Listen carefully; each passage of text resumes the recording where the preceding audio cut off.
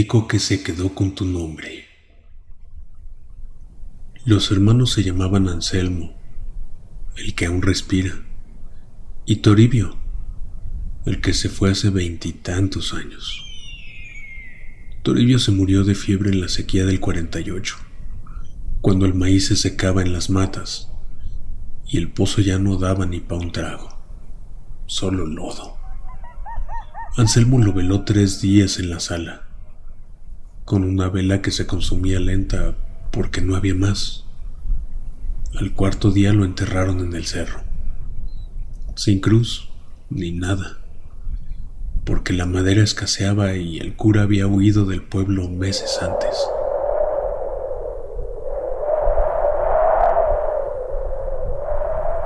Anselmo se quedó en la casa de adobe, solo, con las gallinas flacas y un burro que ya no servía para nada. Cada noche, cuando el calor del día se iba y quedaba solo el zumbido de los grillos, oía la voz de Toribio. No era un grito ni un lamento, era la misma voz de siempre, calmada, como si estuviera sentado en el equipal del portal, fumando un cigarro que ya no existía. ¿Todavía guardas la cobija que me puse cuando me dio el frío? La de rayas coloradas. Se me olvidó decirte que la quería conmigo. Al principio Anselmo contestaba bajito, pensando que era el viento o la soledad que le jugaba chueco. Pero las preguntas seguían viniendo, siempre de noche, siempre desde el mismo rincón. ¿Te acuerdas cuando nos robamos las tunas del terreno de don Eusebio? Tú te comiste las más maduras y a mí me tocó la verde. Me dolió la panza 3 días. ¿Por qué no me dijiste que visitabas a la Petra después de que me morí? Yo la quería.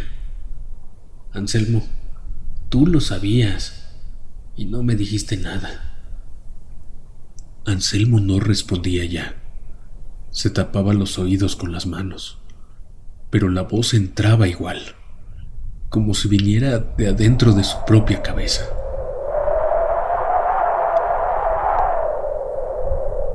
Un tiempo después ya no solo era la voz de Toribio. Poco a poco empezaron otras voces. La del padre que se murió de un balazo en la espalda durante la revolución. La de la madre que se fue consumiendo de pena. Hasta la del primo que se ahogó en el río cuando eran niños. Todos hablaban con él, y hablaban entre sí, como si estuvieran en una reunión eterna alrededor de la mesa vacía. No le digas nada, Anselmo, decía la madre.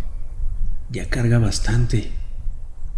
Que cargue, respondía el padre. Él se quedó con la tierra y con la casa. Nosotros no nos quedamos con nada. La cosa se puso peor cuando Toribio empezó a pedirle que hiciera cosas. No eran órdenes grandes, eran cosas pequeñas, como si fueran favores de hermano. Anda, Anselmo, ponle agua al burro, aunque no beba. Se me seca la garganta de verte trabajar solo. Quema un poco de copal en el cuarto. Hace frío aquí abajo y el humo sube hasta mí y me calienta. Anselmo lo hacía. Quemaba copal, ponía el agua, hablaba solo en voz alta para que Toribio oyera. Pero cada vez que lo hacía, sentía que algo se le iba del cuerpo. Un poco de fuerza, un poco de color en la cara, un poco de ganas de seguir viviendo.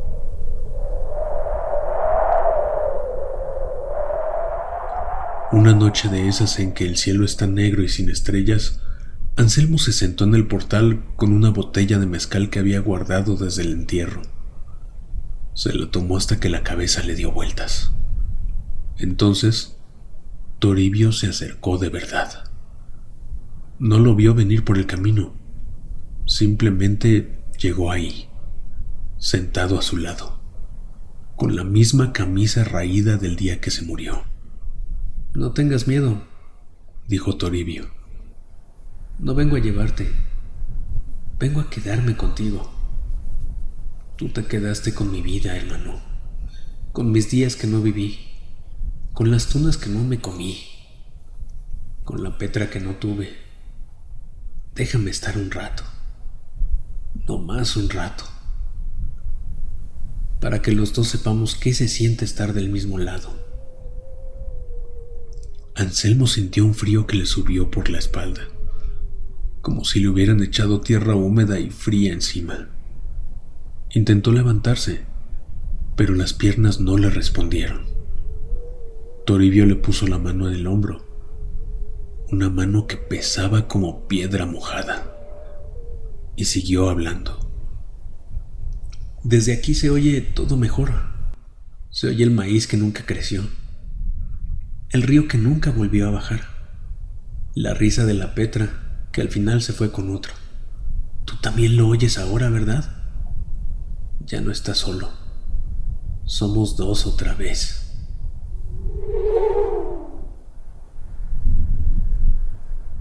Al amanecer, un arriero que pasaba por el camino vio a Anselmo sentado en el portal, con los ojos abiertos y la botella vacía al lado. Le habló, pero Anselmo no contestó. No se movía a pesar de que los ojos y la boca permanecían abiertos. Pero el arriero no escuchaba un murmullo bajito, como si dos voces salieran de la misma boca seca. Aquí estamos, Toribio. Aquí estamos, Anselmo. Para siempre. El arriero siguió su camino. Nadie volvió a pasar por ahí en mucho tiempo. La casa quedó como estaba, con el adobe cayéndose a pedazos, el burro muerto en el corral, y dos voces que seguían hablando en el viento, sin que nadie las oyera más que entre ellas mismas.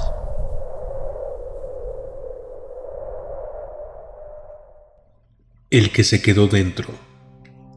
La casa no se sentía más pequeña después de 12 años. Se sentía más callada. Lucía le dio vuelta a la llave. Abrió y el olor a madera húmeda le llenó los pulmones con una sensación que no era exactamente tristeza, pero tampoco nostalgia. Era algo más pesado, como una chamarra mojada que alguien te obliga a ponerte. El pasillo estaba igual que siempre, largo, con el piso de madera un poco hundido en la tercera tabla, la que Matías siempre pisaba a propósito para asustarla por el crujido. La cicatriz bajo su flequillo comenzó a arderle apenas dio unos pasos dentro. Le pasaba cuando estaba nerviosa, y estaba nerviosa desde antes de bajar del coche. La última noche que estuvieron ahí juntos fue la noche del accidente. Llovía tan fuerte que las gotas hacían vibrar los vidrios, y ella insistió en salir. Quería llegar temprano al concierto. Matías, en broma, hizo cara de estar harto, luego se rió y tomó las llaves. Antes de cerrar la puerta dijo: «No puedes obligar al mundo a ir a tu ritmo, Lu». Ella se rió. 12 años después, la frase seguía resonando como un eco que rebotaba dentro de su cabeza, que hacía daño. Volvió a la ciudad porque tenía que hacerlo. Las deudas no entienden de traumas. El banco no acepta fantasmas como excusa, y la gente la miraba igual que antes. La chava que sobrevivió, la niña que salió con su hermano bajo la lluvia y regresó sola. La primera noche durmió poco. Lucía trabajó hasta tarde y ya cansada cerró su laptop y la colocó en su viejo buró para luego acurrucarse en la que había sido muchos años su cama. A las 2 y algo de la madrugada, escuchó pasos en el pasillo.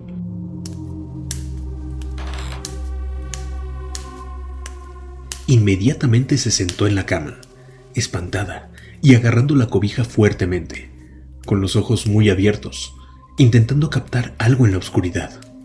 Los pasos no eran pesados ni arrastraban peso adulto, eran ligeros, descalzos, cuidadosos, como si alguien no quisiera despertar a nadie. Se detuvieron frente a su puerta. Lucía sostuvo la respiración hasta que el silencio volvió a llenar la casa. Al amanecer, encontró huellas húmedas en la madera, pequeñitas, claras, que terminaban frente al cuarto de Matías. Abrió la puerta con un rechinido largo. Todo seguía intacto. la cama deshecha, la guitarra desafinada y los pósters casi cayéndose de la pared. Pero algo le hizo soltar un grito de miedo. En el espejo, escrito sobre el polvo con un dedo firme, se leía: «No debiste volver sin mí». Cerró la puerta de golpe. Se dijo que era estrés, que era culpa, que era el cerebro buscando formas nuevas de castigo. Pensó en irse, pero no podía darse ese lujo, no con las deudas hasta el cuello. La segunda noche decidió esperar. Se sentó en el pasillo con la espalda contra la pared, mirando la oscuridad espesa que no dejaba ver nada desde el inicio del pasillo. A las 2:17 la lámpara parpadeó. Lucía se paró y dio unos pasos sobre el pasillo. Escuchó una respiración cerca de ella, y al voltear ligeramente la cabeza, lo vio.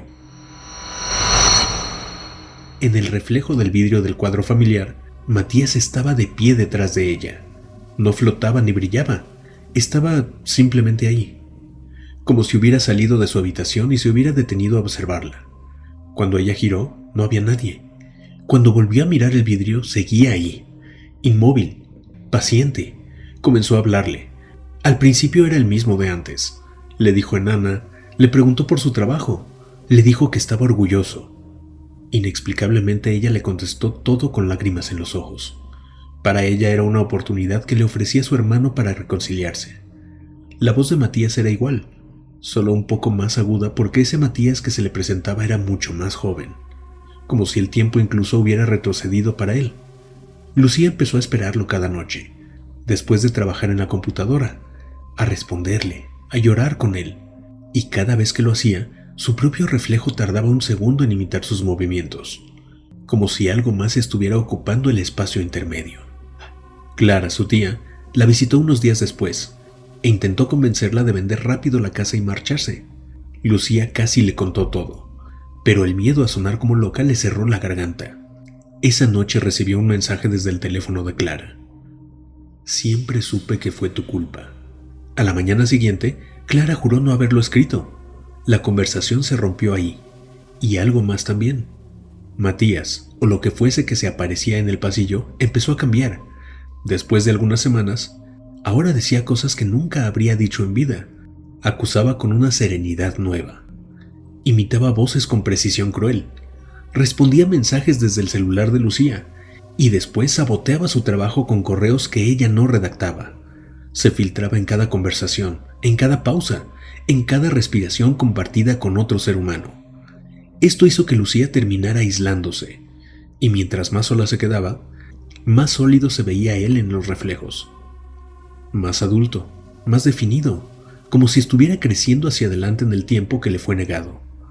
Una madrugada Lucía despertó, o mejor dicho, tomó conciencia con el volante entre las manos.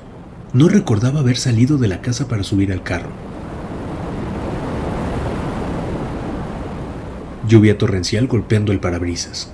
La carretera vieja se extendía como una herida abierta bajo los faros. El limpiaparabrisas marcando un ritmo que conocía demasiado bien. En el retrovisor, Matías estaba sentado en el asiento trasero, exactamente donde estuvo aquella noche. Pero ya no tenía 17. Tendría unos 25 o 26, la edad que tendría ahora de no haber fallecido. El rostro endurecido por años que no vivió, y sin embargo, parecían haberle pertenecido. La miraba con calma, como un hermano mayor que está a punto de dar una lección definitiva. Lucía intentó frenar, pero sus manos y pies obedecían a medias, como si compartiera los tendones con alguien más. Ahí comprendió entonces que Matías no quería vengarse ni escuchar disculpas. Quería existir, y solo había un cuerpo disponible para hacerlo. «Si me dejas entrar del todo, los dos podremos vivir», dijo él con suavidad desde el asiento trasero. Su voz llenaba el coche sin necesidad de volumen. «Tú serás yo, y yo seré tú». Lucía dejó de forcejear. Aflojó los dedos del volante y cerró los ojos un segundo. No para rendirse, sino para mirar hacia adentro. En su mente no vio al fantasma sino al recuerdo. El chico empapado, asustado, aferrado al volante aquella noche bajo la lluvia brutal. «No fue solo mi culpa», susurró Lucía con una claridad que nunca antes se permitió. «Tú también aceleraste». La memoria se fracturó como vidrio sometido a presión, y con ella se resquebrajó la forma adulta que la observaba desde atrás. El vínculo que los había unido desde niños se rompió. El freno entró a fondo y las llantas rechinaron sobre el asfalto. El coche se detuvo a centímetros del punto exacto del choque. La lluvia siguió cayendo con la misma insistencia antigua. En el retrovisor, la figura comenzó a perder definición, como tinta diluyéndose en agua hasta volverse apenas una sombra. «No puedo existir sin ti», dijo él, cada vez más lejano. «Exacto», respondió ella, y por primera vez la palabra no estuvo cargada de culpa, sino de límite. Meses después, Lucía condujo por la misma carretera bajo una lluvia ligera. Miró el retrovisor por costumbre. El asiento estaba vacío, y su mente sin culpa. Y por primera vez en años, cuando movió la cabeza, el reflejo se movió al mismo tiempo. La mujer del 302. El edificio de la Unidad de Ejército de Oriente siempre olía a humedad y fritanga vieja, pero Daniela comenzó a notarlo más desde que se enfermó. Al principio fue cansancio, luego mareos, después moretones que no recordaba haberse hecho. Vivía en el edificio M, tras la puerta 204, con Arturo, su esposo, y cada vez que salían juntos al patio común, sentía la mirada de alguien clavada en la nuca. Arriba, en el 302, Leticia apoyaba los codos en el barandal y observaba. No saludaba a Daniela, saludaba a Arturo con una sonrisa lenta, evaluándolo, como si ya le perteneciera. A veces el problema no es la enfermedad, es quién quiere que estés enferma, le dijo Arturo una noche cuando ella casi se desmaya en la cocina. Daniela quiso reírse, pero esa misma madrugada vio por primera vez al hombre alto junto al refrigerador. Moreno, camisa a cuadros roja y negra, quieto, mirándola como si esperara instrucciones. Parpadeó y seguía ahí. Cuando quiso gritar, el hombre avanzó y la empujó contra la pared. Despertó en el suelo con el cuello marcado y un dolor punzante en las costillas. Arturo escuchó el golpe, pero no vio a nadie. Los ataques se repitieron.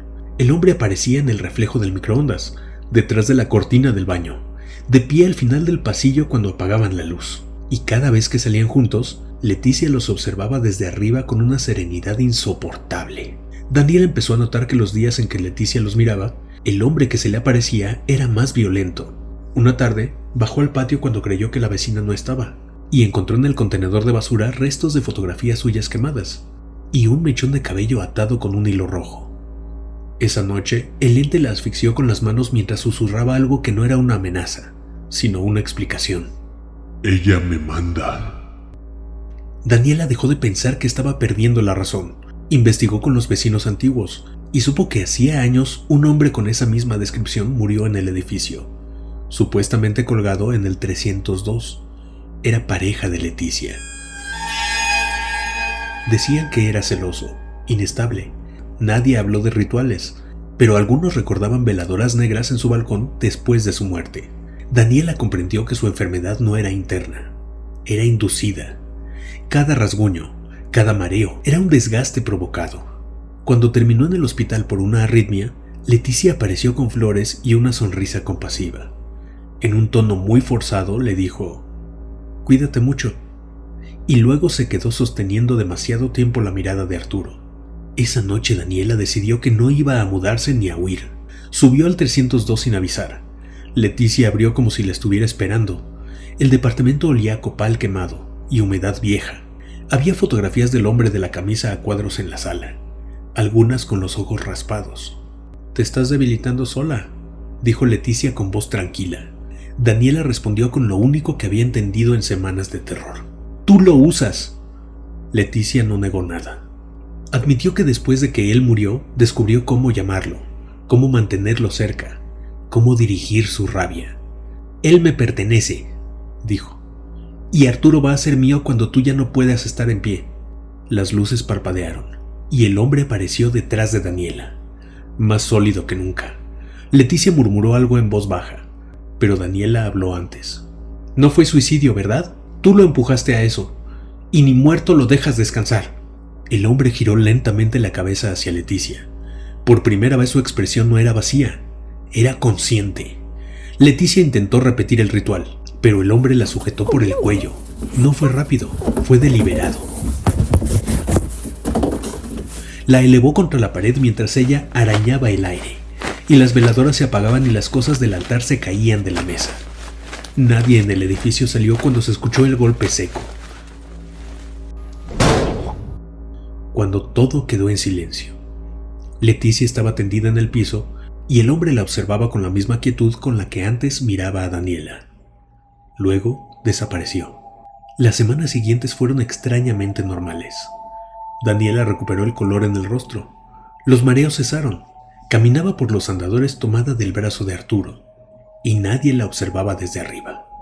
El 302 quedó vacío, pero no del todo. Algunas noches, cerca de las 3 de la madrugada, los vecinos escuchan pasos arrastrándose sobre el techo y un murmullo femenino suplicando. A veces las luces del tercer piso parpadean sin razón, y en las ventanas oscuras se refleja la silueta de un hombre de camisa a cuadros de pie detrás de otra figura. Una mujer que intenta apartarse y no puede. El alma de Leticia no se fue. Ahora es ella quien no puede abandonar el edificio. Daniela duerme profundamente por primera vez en meses, sin moretones, sin sombras en el pasillo. Arriba, alguien aprende lo que significa quedarse atrapado para siempre. Y ahora que la historia ha terminado, o eso creemos, tal vez sea buen momento para mirar detrás de ti, no por miedo, sino por costumbre, porque hay presencias que no necesitan puertas para entrar, ni paredes para quedarse. Se adhieren a la memoria, se acomodan en el silencio, esperan. Hay males que no gritan, solo observan. Si alguna vez sentiste una mirada cuando sabías que estabas solo, si escuchaste pasos cuando el reloj marcaba una hora imposible, quizá no fue imaginación, quizá fue una historia esperando ser contada. Y si tú también has vivido algo que no tiene explicación, algo que aún te roba el sueño, escríbenos, envíanos tu relato a narracionesnegras@gmail.com o mándanos mensaje al WhatsApp 5578 90 89 54. Tal vez tu historia sea la próxima en susurrarse aquí, en la oscuridad. Si esta noche sentiste el escalofrío recorrer tu espalda, déjanos tu like, suscríbete al canal, porque mientras más seamos, más difícil será que la oscuridad nos tome por sorpresa. Apaga la luz si te atreves. Nos vemos en la próxima historia. Y recuerda, algunas cosas no terminan cuando el video acaba.